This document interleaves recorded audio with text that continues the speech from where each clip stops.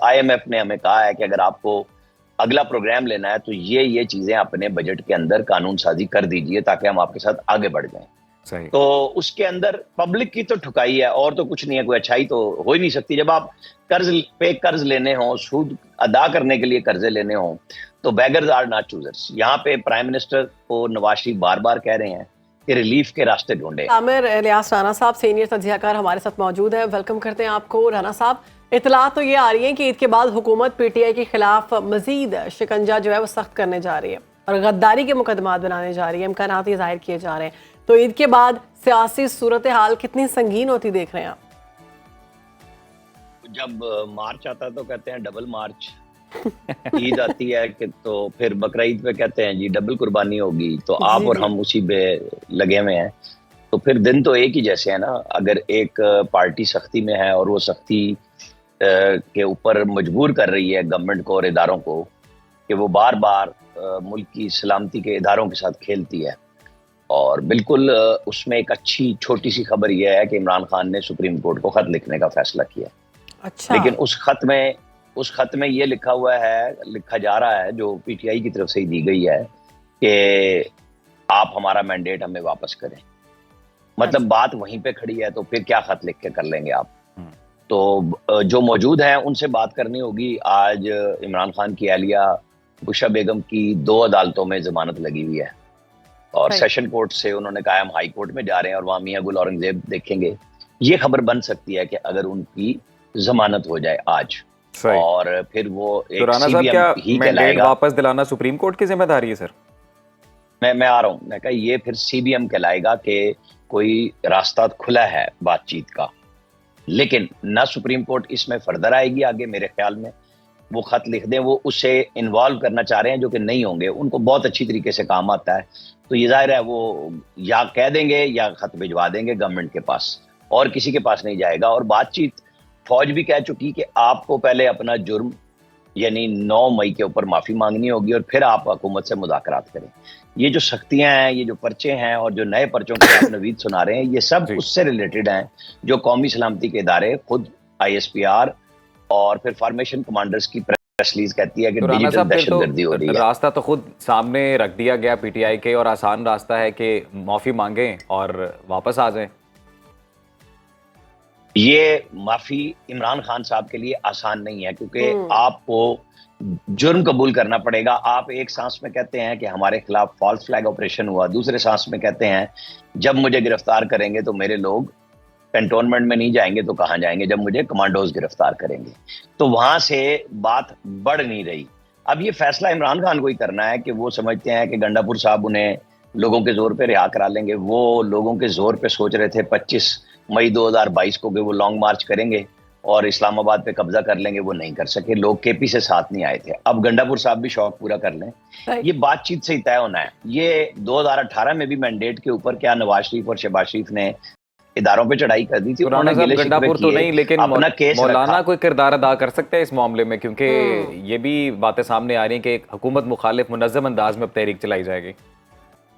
بالکل, مولانا فضل الرحمان مارچ بھی کر سکتے ہیں, لوگوں کو بھی لا سکتے ہیں, یہ دونوں مل بھی سکتے ہیں, کوئی ایسی بات نہیں ہے. لیکن مولانا فضل الرحمان کی اپنی شرائط ہے نا, ان کا جو خیال مینڈیٹ کا ہے وہ تو KP سے گیا ہے نا, بلوچستان سے تو انہیں MNA بنا دیا گیا ہے. کوئی مسئلہ نہیں ہے, ان کے لوگ جیتے بھی ہیں, تیسری پارٹی ہے وہ وہاں پہ. وہاں پہ پیپلز پارٹی, نون لیگ اور JUI ہے نا, 3 بڑی پارٹیاں. تو جہاں سے مینڈیٹ گیا ہے تو وہ گلا کس سے کرنا چاہ رہے ہیں؟ وہ گلا اگر فوج سے کر رہے ہیں تو مینڈیٹ دیا کس کو گیا ہے؟ اور اگر وہ مینڈیٹ PTI کو دیا گیا ہے تو پھر PTI کس چیز کا گلا کر رہی ہے؟ پھر تو سب کو دیا گیا ہے نا کچھ نہ کچھ حصہ, کہ آپ سب بیٹھ جائیں اپنے اپنے اقتدار میں. اب خان صاحب کو یہ طے کرنا ہے. مولانا فضل الرحمان کو وہ لکھ کے دینے کے لیے تیار ہے, لیکن یہ لکھ کے تو سب کچھ دیا جاتا ہے سیاست میں, اور پھر کہہ دیا جاتا ہے کہ یہ کوئی حدیث اور قرآن تو نہیں ہے. معاہدے تو ہوتے ہیں اور ٹوٹ جاتے ہیں. آصف علی زرداری کوئی دور کی بات تو نہیں ہے, مولانا فضل الرحمان کے بڑے پرسنل دوست ہیں. تو مولانا جو گارنٹیوں میں باندھ رہے ہیں تو وہ اپنے لیے باندھیں گے, وہ اس لیے نہیں باندھیں گے. وہ تو آج اگر پیپلز پارٹی کو کہہ دے PTI کہ جی ہم آپ کے ساتھ اقتدار میں جانا چاہتے ہیں, تو یہ پیپلز پارٹی کے گلے پڑ جائے گی کہ انہوں نے صدارت بھی لے لی. کیا لگتا ہے کہ مولانا مستقل مزاجی کے ساتھ چلیں گے یا پھر وہ دوبارہ سے پلٹ جائیں گے؟ مولانا فضل الرحمان کی اپنی ڈیمانڈز ہیں, پلٹنے کی بات نہیں ہے, یہ سیاست ہے. یہ عمران خان ہے جو ضد لگا کے بیٹھ گئے ہیں کہ بات کرنی ہے تو فوج سے، اور پیار کرنا ہے تو فوج سے، لڑنا ہے تو فوج سے، غداری بنانی ہے تو فوج سے. یہ اب فیصلہ کرنا ہے. مولانا فضل الرحمان اپنی بات کر رہے ہیں، کھل کے کرتے ہیں، لیکن اداروں پہ حملے نہیں کرتے. یہ بڑا فرق ہے سیاست میں سمجھنے کا، کہ ناراضگیاں ہوتی ہیں، اپنے اپنے غصے کا اظہار کیا جاتا ہے اور پھر اپنے لوگوں کو گرمایا جاتا ہے، لیکن اپنے لوگوں کو اپنے اداروں پہ نہیں چڑھایا جاتا. نریندر مودی نے تیسری دفعہ وزارت کی کرسی سنبھال لی ہے اور اس پر وزیر اعظم شہباز شریف اور نواز شریف کی جانب سے ان کو مبارکباد دی گئی ہے. ایک تو یہ مبارکباد آپ کیسے دیکھتے ہیں؟ کیونکہ ہم نے دیکھا کہ انہوں نے اپنے حلف برداری میں باقی تمام ملکوں کو دعوت دی، جتنے سارے ملک ہیں، لیکن پاکستان کو نہیں دی. اگر یہ لوگ پہلے مبارکباد دیتے دونوں، نواز شریف اور شہباز شریف، تو یہاں سے پروپیگنڈا شروع ہونا تھا کہ یہ دعوت نامہ حاصل کرنا چاہتے ہیں. انہوں نے بڑا اچھا کیا، اور اس کے بعد مبارکباد دی اور بڑا کھلا میسج نواز شریف کی طرف سے چلا گیا صحیح کہ امن ہی اس خطے کا ہے اور اس کی طرف جانا چاہیے. مودی نے بھی جواب دیا ہے. اور اس سچی بات یہ ہے کہ ہم اور آپ جتنے مرضی جذباتی ہو جائیں، وہاں یورپ میں صلیبی جنگیں بھی ہوئیں اور وہاں کیا کیا نہیں ہوا، اور بعد میں سب نے صلح کی اور ایک دوسرے کے لیے بارڈر کھول دیے. میں یہ نہیں کہہ رہا بارڈر کھول دیں، لیکن اپنے خطے کی غربت ختم کرنے کے لیے چائنا کو سامنے رکھیں کہ وہاں مار پٹائی بارڈر پہ بالکل ہو رہی ہے، انڈیا کے ساتھ کیا وہ کر رہا ہے، لیکن تجارت بند نہیں ہوئی. ہمارے ہاں ہم نے مقبوضہ کشمیر کا ان کا آئینی رول بدلنے کے بعد ایسی غصے میں فیصلے کیے. ایک طرف تو ہم سہولت کار تھے میری نظر میں، کہ ہم نے کوئی ایسا اقدام نہیں اٹھایا اسپیشل کہ جب انہوں نے وہ بدلا تو ہم کوئی مؤثر کردار دنیا میں لابنگ کر کے کرتے. اس وقت خان صاحب ورلڈ کپ جیت کے آئے، جب مودی نے آئین میں اپنے جو ترمیم کا تھا اختیار اسے استعمال کر کے مقبوضہ کشمیر کا اپنے تئیں سٹیٹس بدل لیا. لیکن یہ عالمی مطلب اقوام متحدہ میں موجود ہے سٹیٹس. تو ہمیں بھی چائنا کی طرح مسئلہ کشمیر کو سامنے رکھ کے اور باقی معاملات پہ آگے بڑھنا چاہیے. یہی ہمارے لیے خطے کے لیے بہتر ہوگا. میں خود بڑا جذباتی رہا ہوں ایک زمانے میں انڈیا کے حوالے سے، لیکن جب بندہ دیکھتا ہے کہ حقائق کیا ہیں، ہمیں بہت ساری چیزیں دبئی کے راستے انڈیا کی منگوانی پڑتی ہیں، یہاں سے وہاں جاتی ہیں چیزیں، یہ چیزیں مہنگی پڑتی ہیں. تو جو چیزیں پھر ہم جو ٹرانزٹ ٹریڈ ہے جو چائنا نے شروع کر دی افغانستان کے ساتھ بھی، ہم کیوں نہیں کر سکتے؟ ہم اپنے سیکیورٹی ادارے رانا صاحب اب تیسری بار وزیر اعظم بنے ہیں مودی بھارت کے، تو آپ کو کیا لگتا ہے اس بار کوئی مختلف نریندر مودی سامنے آئیں گے، یا وہی ایک جو زینوفوبک مائنڈ سیٹ ہے جو پاکستان مخالف ایک تحریک چلائی جاتی ہے اور ووٹ لیے جاتے ہیں وہی چلے گا؟ دیکھیں انہوں نے اب بھی 70 رکنی کابینہ میں کوئی مسلمان وزیر نہیں رکھا مودی نے، تو ان کی مائنڈ سیٹ کو تو نہیں میں کہہ رہا بدلنے کا. بات یہ ہوتی ہے کہ آپ اپنے خطے میں کیا رول پلے کر سکتے ہیں اور دنیا کو بتا سکتے ہیں کہ ہماری طرف سے کیا میسج گیا ہے. جہاں امریکہ بات کرتا ہے، جہاں یورپ بات کرتا ہے، تو پاکستان جواب دے سکتا ہے کہ جی آپ بتائیں ہم اور کیا اچھا کر سکتے ہیں. گڈ ول جسچر بھی دے دیا، راستہ بھی بنایا ہے. وہاں سے نہیں آتا تو یہ تو نہیں نہ کہہ رہے کہ ان کے پیروں میں جا کے پڑ جائیں گے آپ، خدا نہ خواستہ، یہ نہیں ہے. لڑنے کی بھی بات ہمارے پاس اپنی تمام دفاعی صلاحیتیں موجود ہیں کہ ہم وقت آنے پہ ان کا استعمال کرتے بھی ہیں، دنیا کو دکھاتے بھی ہیں. لیکن یہی وہ اسٹیٹسمین شپ ہوتی ہے، قومیں آگے بڑھنے کے لیے ایسے فیصلے کرنے کے لیے تیار رہتی ہیں کہ اپنے خطے میں لوگوں کو بچانے کے لیے بقائے باہمی کے تحت امن کا معاملہ ہونا چاہیے. جیسے ہم نے افغانستان کے لیے بڑی کوشش کی، ایک منٹ افغانستان کے لیے ہم نے پوری کوشش کی.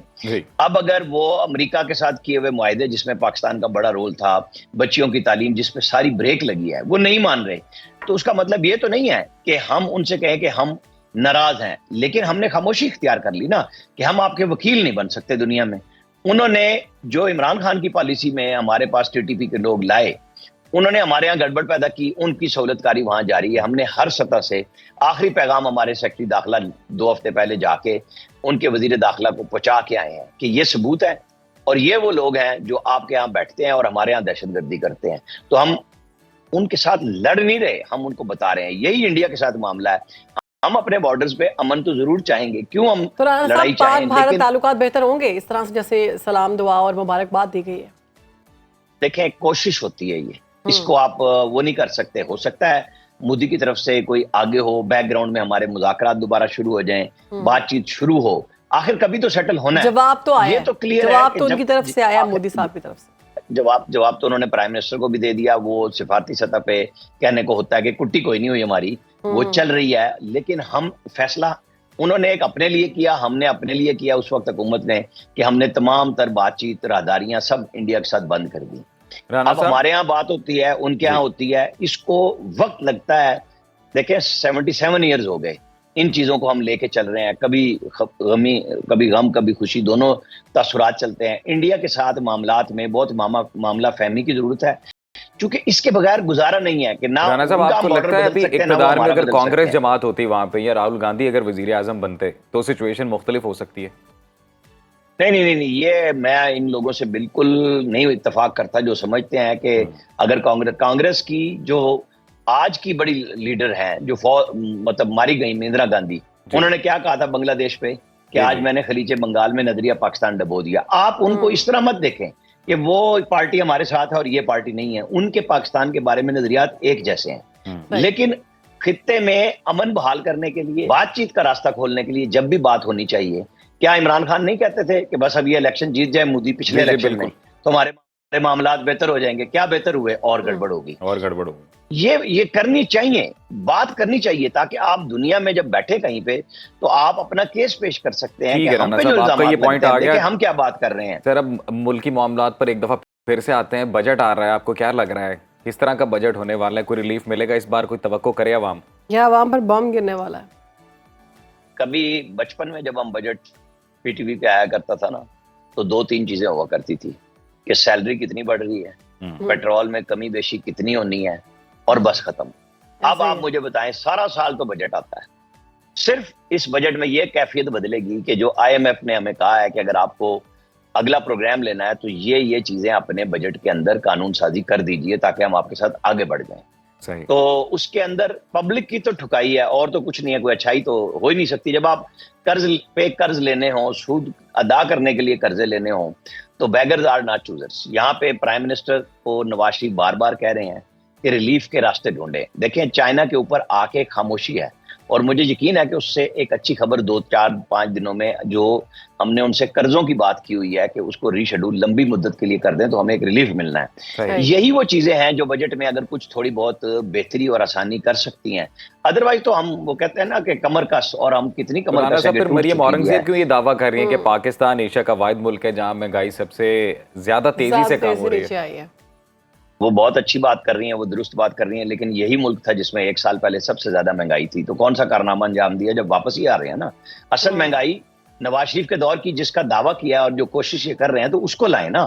یہ وہ نہیں ہے کہ جی مطلب بڑھائی بھی تو آپ لوگوں نے نا، آپ نہ حکومت کرتے پی ڈی ایم میں، آپ نہ اتنی 40% پہ مہنگائی لے کے جاتے کہ اب آپ 11% پہ آ کے بات کر رہے ہیں، تو اس وقت اگر آپ الیکشن کرا لیتے سٹارٹ میں تو پھر یہ کام نہ ہوتا۔ مریم اورنگزیب جو بات کر رہی ہیں وہ آج کی کر رہی ہیں نا، ہمیں تو اوور آل دیکھنا ہے کہ بھائی مہنگائی بھی پھر آپ کی وجہ سے ہوئی تھی نا۔ آپ چاہے ملک کو بچانے کے لیے نکلے تھے لیکن عوام تو تلی گئی نا اس کے اندر۔ رانا صاحب جو بجٹ آ رہا ہے نا اس میں یہ کہا جا رہا ہے کہ 35 سے بڑھا کر 45% جو ڈائریکٹ ٹیکس کی شرح نا وہ بڑھا دی جائے گی، اور حکومت جو ہے کاروباری طبقے کو چھوڑ کر تنخواہ دار طبقے پر ٹیکس لگانے جا رہا ہے۔ تو تنخواہ دار طبقہ پہلے سے ہی ٹیکس دے رہا ہے، تنخواہ میں بھی دے رہا ہے، جتنی چیزیں ہم خریدتے ہیں اس میں الگ ٹیکس ہے، کپڑوں پہ الگ ٹیکس ہے، کھانے پہ الگ ٹیکس ہے۔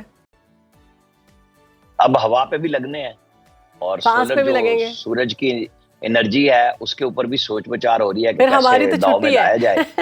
لیکن سبق یاد کر لیا، انہیں چھٹی نہیں ملے گی۔ آپ اور ہم سب شامل ہیں، ہم سب کے لیے تو یہی ہے کہ جی مزید بندے بڑھاؤ، کہ چھتر بڑھاؤ، جلدی کرو تاکہ ہم جا کے نوکری بھی کر سکیں اور پھر ٹیکس بھی ادا کر سکیں، کیونکہ ہم سے تو زبردستی لے لیا جاتا ہے نا، بدلے میں تو کچھ نہیں دیا جاتا۔ وہ جو آپ اور ہم بات کر رہے ہیں کہ جی ہم سے یہ بھی لے لیا جاتا ہے، آپ اس مزدور کی بھی بات کریں جو دیہڑی دار ہے اور وہ موبائل کے فون کو تو چارج کرتا ہے نا، اس میں اپنا بیلنس ڈلواتا ہے، اس سے کون سا ٹیکس نہیں لیتے؟ سارے ٹیکس لیتے ہیں ہم۔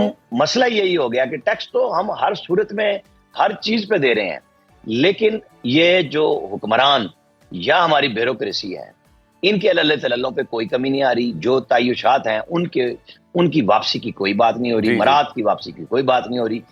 اچھا اگر یہ حکمران طبقے پہ ایلیٹ کلاس کی مراد واپس لے لی جائے نا تو میں اور آپ خوشی سے مزید ٹیکس بھی دے دیں گے کہ چلو اب سب شریک ہے۔ مسئلہ یہ ہوتا ہے کہ ہم سے تو ٹیکس لے رہے ہیں اور باقیوں کو چھوٹ دی جا رہی ہے، یہ ایشو ہے اصل کے اندر۔